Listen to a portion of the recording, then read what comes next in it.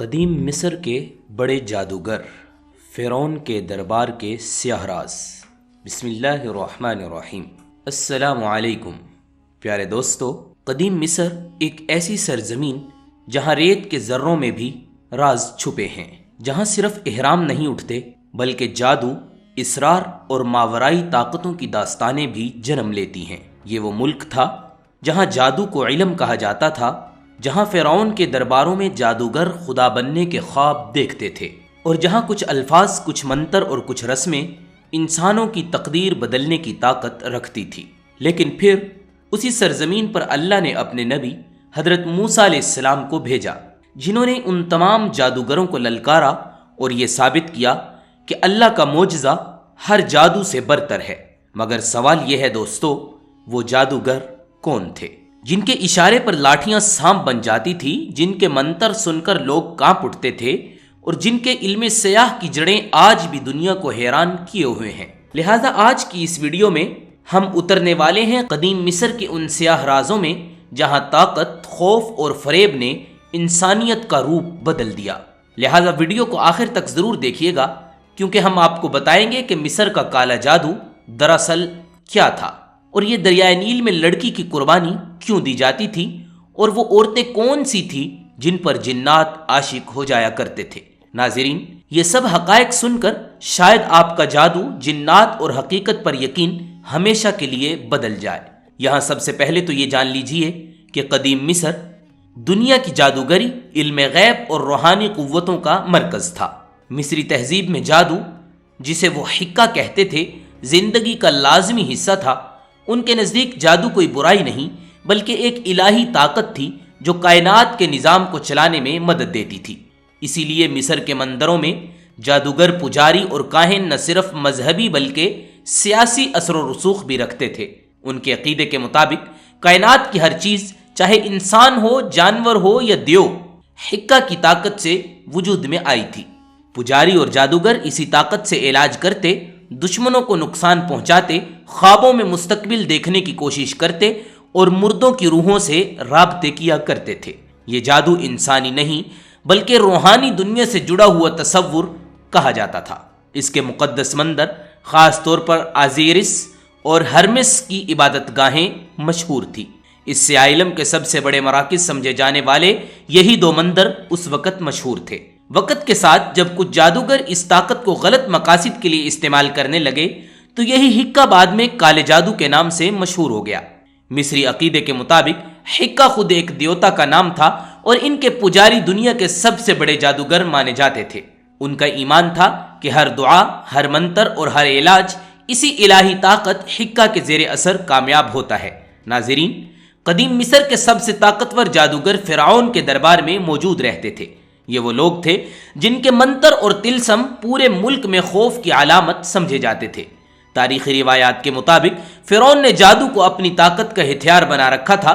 کہا جاتا ہے کہ اس کے دربار میں سینکڑوں جادوگر ہر وقت موجود رہتے، اور ان سب کا سردار ینان اور مامون، جنہیں بعض روایات میں حضرت موسیٰ کے مد مقابل جادوگروں کے نام سے جانا جاتا ہے۔ بلکہ دوستو، قدیم مصر کی تاریخ میں ایک نام ایسا بھی آتا ہے جو آج تک جادو کی دنیا کا سب سے پراسرار کردار سمجھا جاتا ہے، اور یہ نام تھا تھائٹ ڈیڈی، فرعون خوفو کے دربار کا مشہور جادوگر۔ ڈیڈی کا ذکر ہمیں ایک قدیم مصری مخطوطے میں ملتا ہے جسے ویسٹ کاپرائس کہا جاتا ہے۔ یہ وہ دستاویز ہے جس میں فرعونوں کے درباروں کے حیرت انگیز واقعات درج ہیں، اور انہی کہانیوں میں ایک کہانی ڈیڈی کی بھی ہے۔ کہا جاتا ہے ڈیڈی کے پاس ایسا جادو تھا جو عقل کو چکرا دیتا تھا۔ وہ کسی جاندار کا کٹا ہوا سر دوبارہ جوڑ دیا کرتا تھا اور مرے ہوئے جانوروں کو زندہ کر دیا کرتا تھا۔ روایت کے مطابق ایک دن فرعون خوفو نے ڈیڈی کو اپنے دربار میں بلایا۔ فرعون اس وقت اپنے عظیم حرم پیرامائڈ آف خوفو کی تعمیر کروا رہا تھا، اور وہ جاننا چاہتا تھا کہ اس حرم کے خفیہ کمروں میں کیا راز چھپے ہیں۔ ڈیڈی سے کہا گیا کہ وہ اپنے جادو سے ان رازوں کو آشکارا کرے۔ کہا جاتا ہے اس نے بتایا کہ ایک ایسا خزانہ موجود ہے جو صرف مستقبل کے ایک نبی کی آمد کے بعد ظاہر ہوگا۔ یہ سن کر خوفو خاموش ہو گیا، اور تب سے ڈیڈی کا انجام ایک معمہ بن گیا۔ کچھ مورخین لکھتے ہیں ڈیڈی فرعون کے حکم پر مارا گیا، جبکہ کچھ کا کہنا ہے وہ خود اپنی مرضی سے غائب ہو گیا۔ جیسے زمین نے نگل لیا ہو یا آسمان نے اچک لیا ہو۔ مصر کی لوک کہانیوں میں ڈیڈی کو دنیا کا پہلا جادوگر کہا جاتا ہے، ایک ایسا انسان جس نے موت کو للکارا اور زندگی کے رازوں سے کھیلنے کی کوشش کی۔ اسی طرح دوستو، قدیم مصر کی سرزمین پر ایک اور ایسا انسان گزرا ہے جسے دیکھ کر لوگ کہتے تھے یہ جادوگر نہیں، کوئی دیوتا ہے۔ یہ تھا ایمن ہوپ، بادشاہ جوسر کا وزیر، معمار، طبیب اور شاید سب سے پہلے جادوگر سائنسدان۔ ایمن ہوپ ہی وہی شخص تھا جس نے مصر کا پہلا عظیم اہرام اسٹیپ پیرامائڈ کا رسا تعمیر کیا۔ کہا جاتا ہے کہ اس نے صرف پتھروں کا اہرام نہیں بنایا بلکہ اپنے علم اور جادو سے پتھروں کو زندہ کر دیا تھا۔ اس کے بارے میں مشہور ہے وہ زمین، ستاروں اور روحوں کی طاقت کو سمجھتا تھا۔ وقت گزرتا گیا اور ایمن ہوپ کا نام علم اور جادو کے لیے نشان بن گیا۔ اس کے علاج ایسے تھے کہ مردہ جیسا انسان بھی دوبارہ کھڑا ہو جاتا تھا، اس لیے مصری عوام اسے طبیب نہیں بلکہ جادو سے شفا دینے والا نجات دہندہ کہتے تھے۔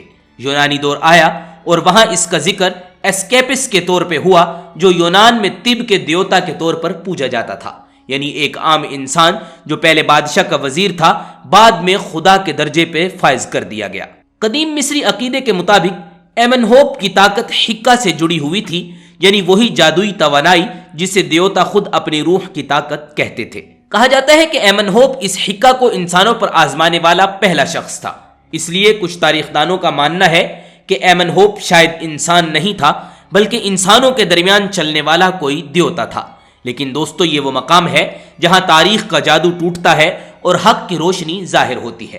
یہ تمام عقائد کہ کوئی انسان پتھروں کو زندہ کرے، بیمار کو جادو سے شفا دے یا مردوں کو زندہ کرے، در حقیقت شرک اور باطل عقائد تھے۔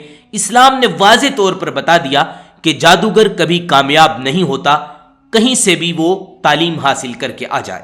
قرآن میں جادو اور حکا جیسے غلط عقائد کی سخت مذمت کی گئی ہے۔ اللہ تعالیٰ فرماتا ہے، اور وہ لوگ ایسا جادو سیکھتے تھے جس سے مرد اور بیوی کے درمیان جدائی ڈال دیتے تھے، حالانکہ وہ اس کے ذریعے اللہ کے حکم کے بغیر کسی کو نقصان نہیں پہنچا سکتے۔ یعنی جادو کا اثر صرف اللہ کے اذن سے ہی ممکن ہے، اور جادو کرنا یا اس پہ یقین رکھنا ایمان کے منافی ہے۔ رسول اللہ نے بھی فرمایا، جو شخص جادو کرے گویا کہ اس نے کفر کیا۔ ایمن ہوپ جیسے کردار جنہیں انسانی تاریخ دیوتا بنا دیتی ہے، در حقیقت یہ انسانوں کے گمراہ کن تصورات تھے جن میں شیطانی طاقتوں کو الہی بنا کر پیش کیا گیا۔ اسلام نے آ کر یہ اعلان کیا، زندگی اور موت کا مالک، شفا دینے والا، علم کا اصل سرچشمہ صرف اور صرف خدائے بزرگ و برتر ہے۔ قدیم مصر کا جادو، علم اور عقائد آج بھی تاریخ کا حصہ ہیں، لیکن ایمان کا پیمانہ یہ ہے کہ ہم اس جادو سے نہیں بلکہ اللہ کے کلام سے ہدایت لیتے ہیں۔ دوستو، مفسرین نے لکھا ہے کہ فرعون نے جب حضرت موسیٰ علیہ السلام کے معجزات دیکھے، عصا کا سانپ بن جانا، ہاتھ کا روشن ہو جانا، تو وہ خوف زدہ ہو گیا، لیکن اس نے سچ قبول کرنے کی بجائے اللہ کے نبی کو جادوگر قرار دیا۔ فرعون نے اعلان کیا کہ ہم پورے ملک کے جادوگروں کو جمع کریں گے تاکہ موسیٰ کو شکست دی جا سکے۔ چنانچہ مصر کے گوشے گوشے سے ماہر جادوگر بلائے گئے، جنہوں نے سونے اور چاندی کے انعامات، عزت اور فرعون کے قرب کا لالچ دیا گیا۔ ایک مقرر دن طے ہوا، ایک عظیم میدان میں جہاں ہزاروں لوگ جمع تھے، اور مصر کی زمین تاریخ کے سب سے بڑے روحانی مقابلے کی گواہ بننے والی تھی۔ حضرت موسیٰ علیہ السلام نے ان جادوگروں کو سمجھایا، اللہ پر جھوٹ مت باندھو ورنہ تم پر اللہ کا عذاب طاری ہو جائے گا۔ لیکن ان کے دلوں میں دنیا کا لالچ اس قدر بھر چکا تھا کہ انہیں ہر صاف بات ماننے سے انکار کرنے کی ضرورت محسوس کی گئی۔ لیکن ان کے دل دنیا کے لالچ میں اندھے ہو چکے تھے۔ وہ ایک دوسرے کو حوصلہ دے رہے تھے، کیونکہ فرعون نے ان سے وعدہ کیا تھا کہ اگر آج تم غالب آ گئے تو تم میرے خاص درباری بن جاؤ گے۔ آخر وہ لمحہ آن پہنچا۔ جادوگروں نے کہا، اے موسیٰ، تم پہلے اپنا جادو ڈالو یا ہم پہلے ڈالیں گے؟ موسیٰ نے فرمایا، تم ہی پہل کرو۔ اور پھر سینکڑوں لاٹھیاں اور رسیاں فضا میں اچھالی گئی۔ لوگوں نے دیکھا، وہ جیسے ہی زمین پر گری، رینگنے والے سانپ بن گئی اور پورا میدان سانپوں سے بھر گیا۔ خوف کی ایک لہر لوگوں میں چھا گئی۔ قرآن فرماتا ہے، انہوں نے لوگوں کی آنکھوں پر جادو کر دیا اور ایک عظیم جادو کا کمال دکھایا۔ یہ منظر دیکھ کر حضرت موسیٰ علیہ السلام کے دل میں ایک لمحے کو خوف آیا، لیکن فوراً وحی الہی نازل ہوئی، اے موسیٰ، خوف نہ کرو، تو ہی غالب رہے گا۔ اللہ کا حکم آیا، اپنا عصا زمین پر ڈال دو۔ جیسے ہی موسیٰ نے عصا پھینکا وہ ایک عظیم اژدہا بن گیا. اس نے سب رسیاں، لاٹھیاں اور جادوگروں کے سارے طلسم نگل لیے. حق ظاہر ہو گیا، جادوگروں کا جادو ٹوٹ گیا. قرآن کہتا ہے یوں حق ظاہر ہو گیا اور جو کچھ انہوں نے بنایا تھا سب باطل قرار پا گیا. لوگ حیران رہ گئے، فرعون کے درباری خاموش ہو گئے، اور جادوگر جنہوں نے ساری عمر جادو کو طاقت سمجھنے میں گزاری اللہ کے حضور سجدے میں گر پڑے اور پکارنے لگے ہم ایمان لائے رب موسیٰ اور ہارون پر. یہ وہ لمحہ تھا جب حق کے سامنے باطل نے سجدہ کیا. فرعون کا غرور تڑپ اٹھا. اس نے چیخ کر کہا میں اجازت دوں گا اس کے بغیر تم ایمان لائے؟ میں تمہارے ہاتھ پاؤں کاٹ دوں گا، تمہیں سولی پر لٹکا دوں گا. لیکن اب وہ جادوگر بدل چکے تھے. انہوں نے پرعزم لہجے میں کہا ہم تیرے دنیا کے عذاب سے نہیں ڈرتے، ہم ایمان لا چکے ہیں اپنے رب پر تاکہ وہ ہمارے گناہوں کو معاف کر دے، اور بے شک ہمارا رب ہی باقی رہنے والا ہے. یہ واقعہ صرف ایک مقابلہ نہیں تھا، یہ حق و باطل کی آخری جنگ تھی، جہاں اللہ کا معجزہ غالب آیا، جہاں جادوگر مومن بنے، جہاں فرعون کی خدائی مٹی میں مل کر رہ گئی. دوستو یہ واقعہ ہمیں سکھاتا ہے کہ باطل کتنا ہی طاقتور کیوں نہ ہو، حق ایک اژدہے کی طرح اسے نگلنے کی طاقت رکھتا ہے اور ہر فریب کو حق نگل لیتا ہے. ناظرین اب ذرا سنبھل کر بیٹھیے، کیونکہ جس جادوگر کا ذکر اب ہونے جا رہا ہے اسے مصر کا نہیں بلکہ علم جادو کا خدا جانا جاتا ہے. جی ہاں، یہ ہے تھوتھت. کہا جاتا ہے تھوتھت وہ ذات ہے جس نے انسان کو لکھنا سکھایا، بولنا سکھایا اور پھر انہی لفظوں کو جادو میں بدل دیا. اس کے پیروکار ماننے والے تھوتھت جب کوئی لفظ کہتا تھا تو وہ ہوتا تھا. اس کے پیروکاروں کا یہ عقیدہ تھا کہ تھوتھت کے منہ سے نکلنے والی کوئی بھی بات نامکمل نہیں رہتی، اور جب وہ کچھ لکھ دیتا ہے تو وہ تقدیر بن جاتی ہے. قدیم مصر کے پجاری عقیدہ رکھنے والے لوگ دنیا کے تمام منتر، تمام جادو اور تمام راز تھوتھت کی ایک کتاب میں درج ہیں. ناظرین ایک بات آپ کو یہاں بتاتے چلیں کہ یہ تمام روایات کسی مستند کتاب یا حدیث کے اندر موجود نہیں ہیں. یہ تاریخی روایات ہیں جو محض ایک تاریخ کی حیثیت سے بیان کی جا رہی ہیں. تھوتھت کے پاس ایک کتاب تھی جس کو وہ ہر وقت اپنے ساتھ رکھتا تھا، اور کہا جاتا ہے جو بھی یہ کتاب پڑھ لیتا وہ روحوں سے باتیں کرتا اور دیوتاؤں جیسی طاقت پا لیتا تھا، اور کائنات کے راز اس کے سامنے آ جاتے تھے. مگر ناظرین یہاں ایک لمحے کے لیے رکیے، کیونکہ یہی وہ مقام ہے جہاں انسان علم کے غرور میں بھٹک گیا. اس نے اپنے خالق کو بھلا دیا، مخلوق کی عبادت شروع کر دی. اسلام کے مطابق ایسا علم اور ایسا جادو بالکل حرام ہے. قرآن واضح فرماتا ہے اور وہ جادو سے کسی کو نقصان نہیں پہنچا سکتے مگر اللہ کے حکم کے علاوہ. یعنی طاقت کسی تھوتھت یا کتاب میں موجود نہیں، طاقت صرف اور صرف اللہ کے حکم میں ہے. قدیم مصر کے یہ جادوگر علم کے دعوے دار تو بنے مگر حقیقت میں وہ گمراہی کے غلام تھے، اور یہی ان کے زوال کی اصل وجہ ہے. ناظرین اب ہم آپ کو ایک ایسے جادوگر کے دربار میں لے کر چلتے ہیں جس نے جادو کو محض ایک ہنر نہیں بلکہ ایک مذہب بنا دیا. یہ ہے زوسر. جیسا کہ کچھ قدیم نوشتوں میں درج ہے حکا کا پجاری. کہا جاتا ہے زوسر صرف جادو نہیں کرتا تھا بلکہ وہ جادو سکھاتا بھی تھا. اس کے مرید مصر کے مندروں میں الفاظ کی طاقت پر یقین رکھتے تھے. ان کے نزدیک ہر لفظ، ہر آہ اور ہر علامت ایک پوشیدہ روح تھی. اگر کسی کو اس روح کو جگانا آ جائے تو وہ کسی کی بھی تقدیر بدل سکتا تھا. یہی وہ زمانہ تھا جب حکا یعنی جادو مصری تہذیب کے مذہب، طب اور سیاست کا حصہ بن گیا تھا. بادشاہوں کے پاس جادوگر ہوتے تھے. پجاری منتر پڑھ کر بیماریوں کا علاج کرتے اور عام لوگ تعویذ اور رسموں میں نجات ڈھونڈتے تھے. زوسر جیسے جادوگر نے دعویٰ کیا کہ وہ زندگی اور موت کے درمیان سفر کر سکتے ہیں اور مردوں کی روحوں سے باتیں کرتے ہیں. ان کے منتر اتنے طاقتور سمجھے جاتے تھے کہ بادشاہ ان کے بغیر فیصلہ کرنے سے ڈرتے تھے. لیکن ناظرین یہی وہ لکیر مٹ گئی جہاں علم ختم ہوتا ہے اور شرک شروع ہو جاتا ہے. زوسر کے پیروکاروں نے جادو کو عبادت کا درجہ دے دیا اور انسان کے اصل خالق حقیقی کو بھلا بیٹھے. قدیم مصر کے یہ جادوگر اپنے زمانے کے سائنسدان بھی سمجھے جاتے تھے، لیکن دراصل وہ شیطان کے دھوکے کے اندر آ گئے تھے. بہرحال فرعون کے دور کے بعد جادو مصر کی عام زندگی کا حصہ بن گیا، لیکن وقت کے ساتھ یہ علم اندھیرے میں بدل گیا. کچھ جادوگر کالے جادو کی طرف مائل ہو گئے. جہاں طاقت، شہرت اور انتقام کے لیے شیطانی قوتوں کو پکارا جاتا تھا. کہا جاتا ہے کہ دریائے نیل کے کنارے ایک رات ایسی گزرتی تھی جب پجاری چاندنی میں منتر پڑھتے تھے اور ایک نوجوان لڑکی قربان کر کے دریائے نیل کے پانیوں کے اندر ڈال دی جاتی تھی. تاکہ دریائے نیل کا پانی کبھی خشک نہ ہو۔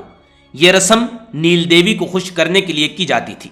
مصر کے کچھ مندر تو ایسے بھی ملے جن کی دیواروں پر جنات کے نقوش بنے ہیں، جن کے بارے میں عقیدہ تھا وہ جادوگروں کے خادم ہوا کرتے تھے۔ یہ جنات بعض روایات کے مطابق ان عورتوں پر عاشق ہو جاتے تھے جن کے جسم پر مخصوص علامتیں یا زائچے بنے ہوتے تھے۔ ان جادوگروں کے مطابق جنوں کو قابو کرنے کے لیے حکا کے منتر پڑے جاتے تھے، مخصوص بجنوری اور انسانی خون کے ساتھ یہ لکھے جاتے تھے۔ لیکن ناظرین ایک بات یاد رکھیں، ان تمام رسموں کا انجام اکثر موت یا جنون پر ختم ہوا کرتا تھا۔ دوستو یہاں ایک اور بات بھی واضح کر دوں، قدیم مصر کے رہنے والوں نے 5000 سال پہلے کالے جادو کی دنیا میں بنیاد رکھی۔ قدیم مصر کے جادوگروں کے پاس حضرت موسیٰ علیہ السلام کے دور کے جادوگروں کے کئی خطرناک منتر محفوظ تھے۔ قدیم مصری زمانے نے ہر بچے کے 2 نام رکھے ہوئے تھے۔ دوسرا نام اس بچے کی ماں ہمیشہ راز میں رکھتی تھی، اس مادری نام پر جادو کر دیا جاتا تھا۔ اگر کوئی شخص اپنے دشمن کے ناخن، بال یا جسم کا کوئی حصہ لے کر آتا تو یہ جادوگر اپنے کالے جادو کا ایسا منتر پڑھتے تھے کہ وہ تڑپ تڑپ کر مر جاتا تھا۔ کالے جادو کے لیے 2 طرح کے الفاظ استعمال ہوتے، پہلا سپیلرز یعنی وہ الفاظ جو منہ سے ادا کیے جاتے ہیں، اور دوسرے وہ الفاظ جو اشکال کی شکل میں ظاہر کیے جاتے تھے۔ ناظرین قدیم مصر میں جادو 3 طرح کے تھے۔ سب سے پرانا جادو حفاظتی کہلاتا ہے۔ اس کے ذریعے جادوگر اپنے ملک، شہر یا قصبے کے بادشاہ کی حفاظت کے لیے ایک حفاظتی حصار قائم کرتے تھے۔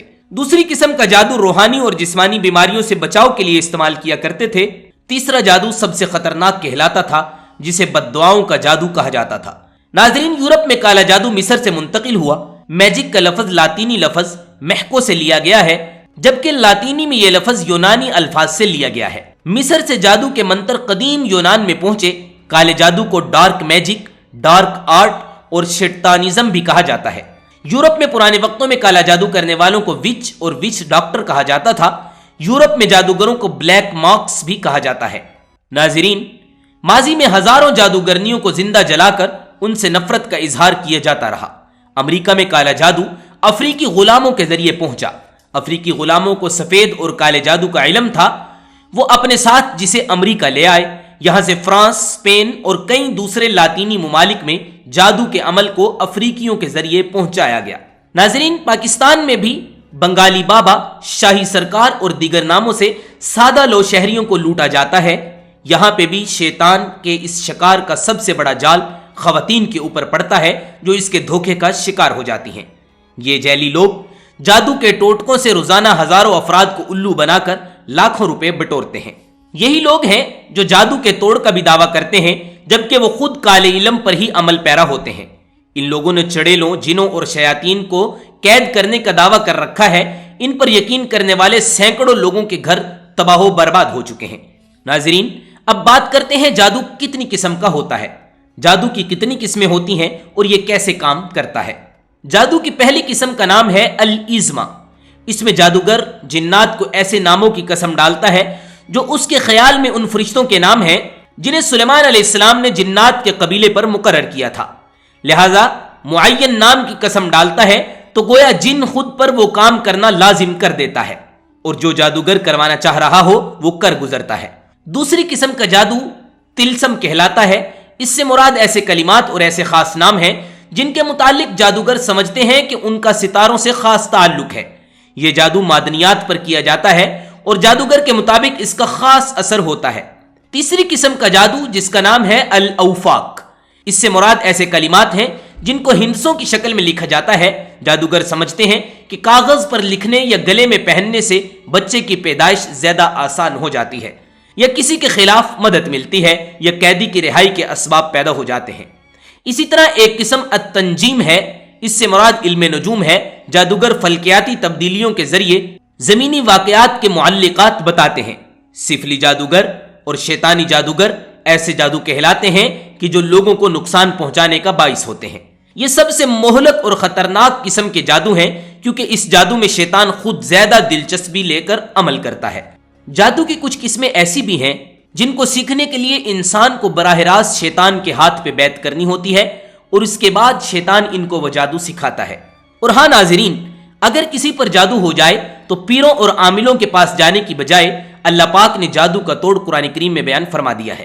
آپ چاروں کل پڑھیے، سورہ ناس اور سورہ فلق کی تلاوت کرنے والے کے قریب کوئی جادو نہیں جاتا، اس پر جادو کا اثر نہیں ہوتا۔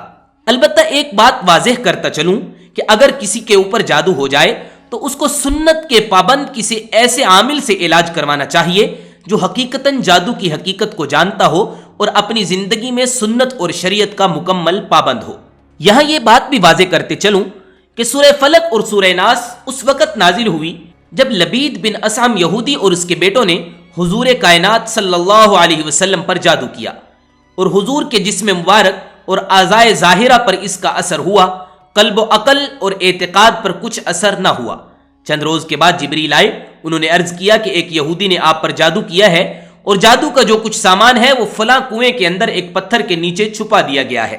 حضور اکرم صلی اللہ علیہ وسلم نے علی المرتضیٰ کو بھیجا، انہوں نے کنویں کا پانی نکالنے کے بعد پتھر اٹھایا جس کے نیچے سے کھجور کے گھابے کی تھیلی برآمد ہوئی، اس میں حضور اکرم صلی اللہ علیہ وسلم کے موئے مبارک جو کنگھی سے برآمد ہوئے تھے اور حضور اکرم صلی اللہ علیہ وسلم کی کنگھی کے چند دندانے اور ایک ڈورا یا کمان کا چلا جس میں 11 گریں لگی ہوئی تھی اور ایک موم کا پتلا جس میں 11 سوئیاں چبھی ہوئی تھی، یہ سب سامان پتھر کے نیچے سے نکلا اور حضور کی خدمت میں حاضر کر دیا گیا۔